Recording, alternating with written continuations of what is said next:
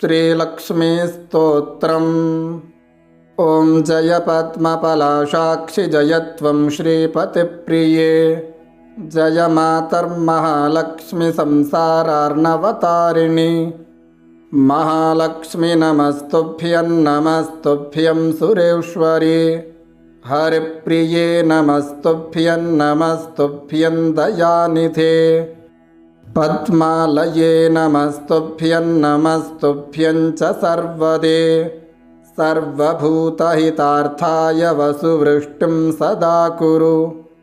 जगन्मातर्नमस्तुभ्यं नमस्तुभ्यं दयानिधे, दयावति नमस्तुभ्यं विश्वेश्वरि नमोऽस्तुते।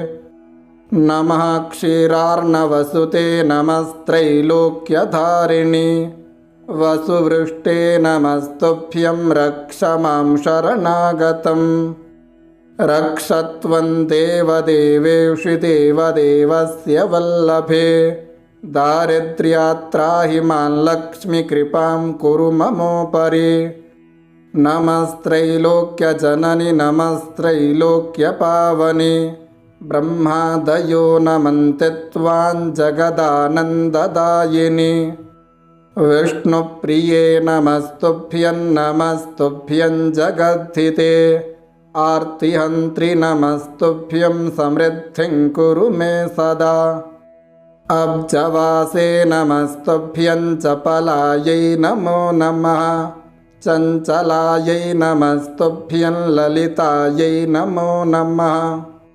नमः प्रद्युम्नजननि मातस्तुभ्यं नमो नमः, परिपालय मां माता मां तुभ्यं शरणागतम्।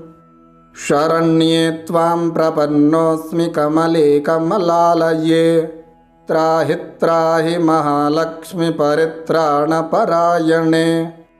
पाण्डित्यं शोभते नैव न शोभन्ते गुणा नरे, शीलत्वन्नैव शोभेत महालक्ष्मि त्वया विना। तावद्विराजते रूपं तावच्छीलं विराजते, तावद्गुणा नराणां च यावल्लक्ष्मीः प्रसीदते। लक्ष्मी त्वयालङ्कृतमानवा ये, पापैर्विमुक्ता नृपलोकमान्याः। गुणैर्विहीना गुणिनो भवन्ति, दुःशीलिनः शीलवतां वरिष्ठाः। लक्ष्मीर्भूषयते रूपं लक्ष्मीर्भूषयते कुलं, लक्ष्मीर्भूषयते विद्यां सर्वा लक्ष्मीर्विशिष्यते।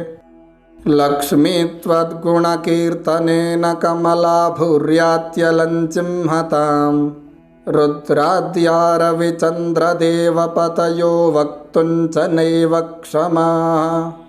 अस्माभिस्तव रूपलक्षणगुणान् वक्तुं कथं शक्यते, मातर्मां परिपाहि विश्वजननी कृत्वा ममिष्टं ध्रुवम्। दीनार्तिभीतं भवतापपीडितं, धनैर्विहीनं तव पार्श्वमागतं।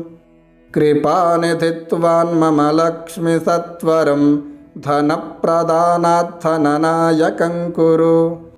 मां विलोक्य जननी हरिप्रिये, निर्धनं तव समीपमागतं।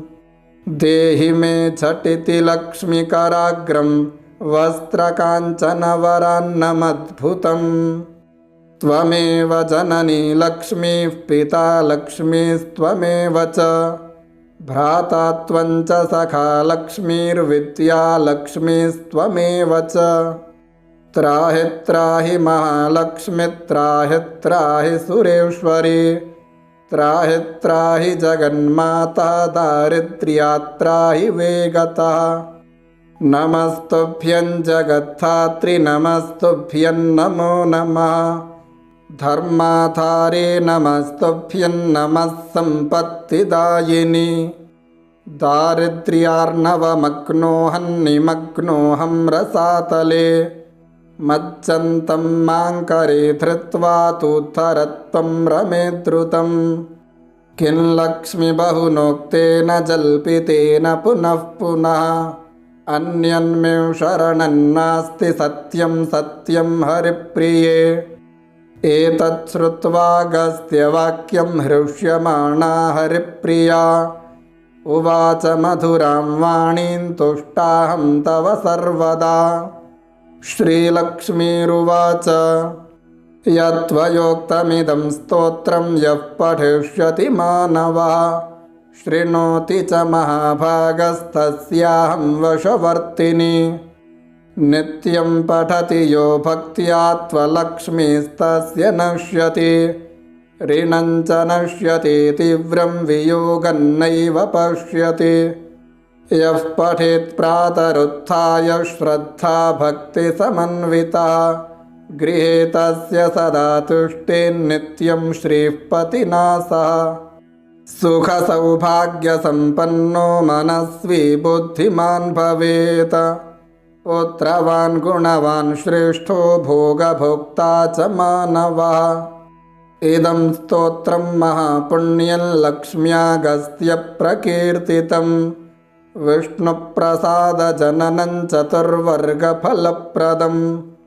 राजद्वारे जयश्चैव शत्रुश्चैव पराजयः भूतप्रेतपिशाचानां व्याघ्राणान्न भयं तथा। न शस्त्रा न लतो यौघात् भयं तस्य प्रजायते दुर्वृत्तानां च पापानां बहुहानिकरं परम्। मन्दुराकरुशालासु गवाङ्गोष्ठे समाहितः पठेत्तद्दोषशान्त्यर्थं महापातकनाशनम्। सर्वसौख्यकरं नृणामायुरारोग्यदं तथा अगस्त्यमुनिना प्रोक्तं प्रजानां हितकाम्यया। इत्यगस्त्यविरचितं श्रीलक्ष्मीस्तोत्रम्। ॐ श्रीमहालक्ष्म्यार्पणमस्तु।